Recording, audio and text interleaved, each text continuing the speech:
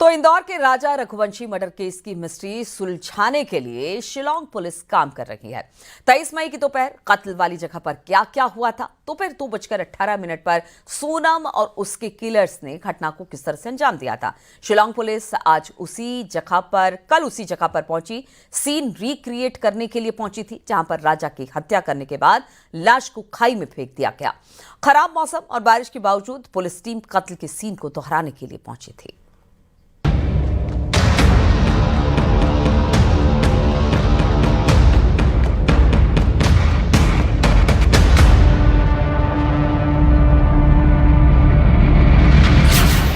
जिस समय कत्ल उसी समय का सीन।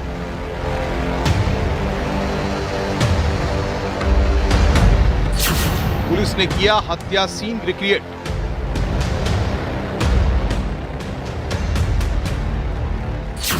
तेईस मई राजा की हत्या के वो 18 मिनट।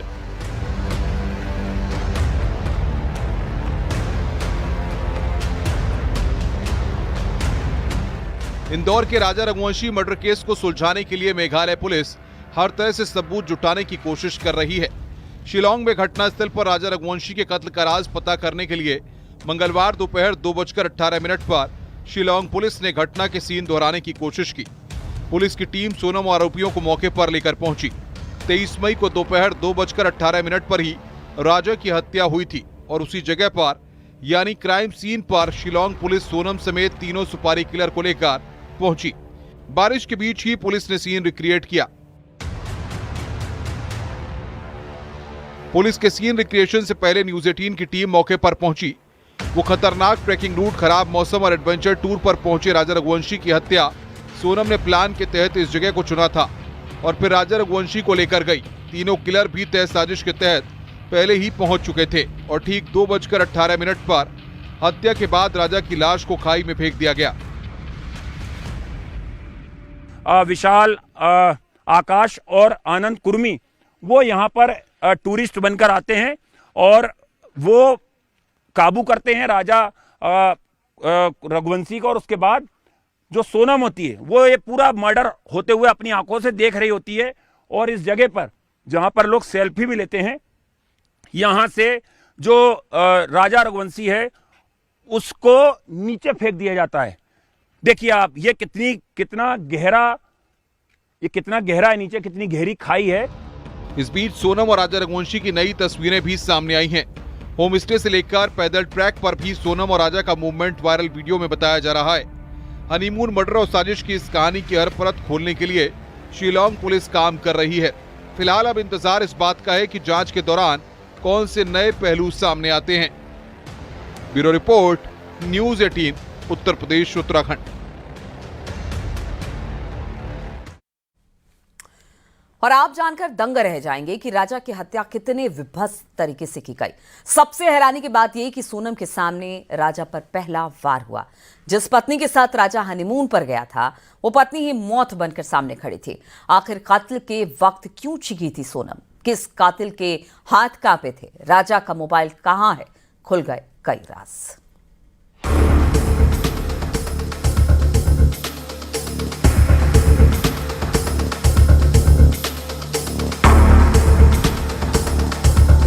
बेरहम सोनम का इशारा, कातिल गैंग तैयार। 2 डाउ से राजा के मर्डर का प्लान। राजा के सामने खड़ी थी सोनम। सोनम की आंखों के सामने पहला वार। राजा का खून बहा, चीख कर भागी सोनम। किस कातिल के कांपे थे हाथ? कत्ल के वो 18 minute.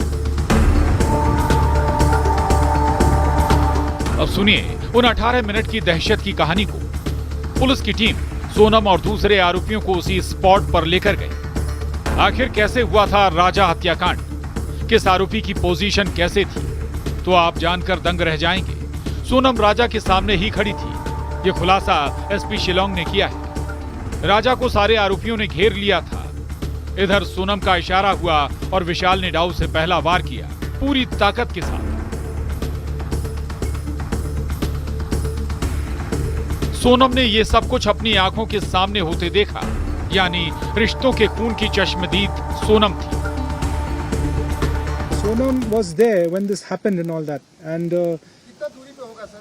Sonam had already given a signal to them just before the parking lot that they should finish the job, and Sonam was close by. In fact, she was in front when this happened.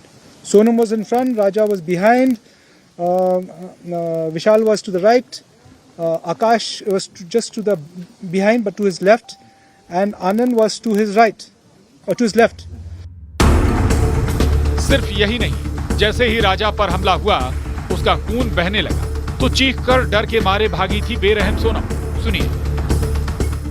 When the first hit was given by Vishal and the blood came out and he had fallen, which we have reconstructed that, she ran off from that place because he was screaming, so she just moved away from that spot. And the body was thrown by the three of them. Two of them held from the hands and one person held from the legs. And he was thrown down. आरोपी विशाल, आकाश और आनंद राजा पर हमला कर रहे थे। इस वक्त एक ऐसा मौका भी आया जब एक कातिल के हाथ कांप रहे थे। वो हमला ठीक से नहीं कर पाया। वो आरोपी है आनंद कुर्मी। राजा की हत्या के बाद दो आरोपियों ने लाश को हाथ से उठाया। तीसरे आरोपी ने लाश को लात से फेंकने में मदद की। यानी पुलिस की माने तो सोनम ने राजा की लाश को खाई में फेंकने में मदद नहीं की थी। अब सवाल है कि आखिर कितने हथियारों का इस्तेमाल किया गया था। तो पुलिस की माने तो 2 डाऊ लेकर हत्यारे पहुंचे थे, जिसमें एक हथियार तो 2 जून को मिल गया था, जिस दिन राजा की लाश मिली थी, लेकिन दूसरे हथियार की तलाश जारी है। बारिश होने की वजह से वो हथियार रिकवर नहीं हुआ है। अब कल फिर रिक्रिएशन होगा। The victim with that using that weapon on the victim has been ascertained, and where that weapon was thrown from has also been ascertained. कत्ल की गवाही, वारदात का रिक्रिएशन। मुलखिया से नौंगरी घाट के बीच दोस्ती हुई। एक साथ सभी आरोपी वेईसौ डोंग पहुंचे। सोनम वहीं राजा को लेकर पहुंची। वेईसौ डोंग पार्किंग में व्यू पॉइंट पर मर्डर। पहला वार किया विशाल ने। 2 डाऊ से हुआ था हमला। सोनम और एक आरोपी ने मोबाइल तोड़ा। पुलिस की माने तो ये लव ट्रायंगल का मामला। दूसरे एंगल पर भी हो रही है जांच। राजा की हत्या से किसे होना था फायदा? क्या राजा की हत्या के पीछे सोनम की बेवफाई है, या फिर इस मर्डर में किसी और को भी फायदा होना था?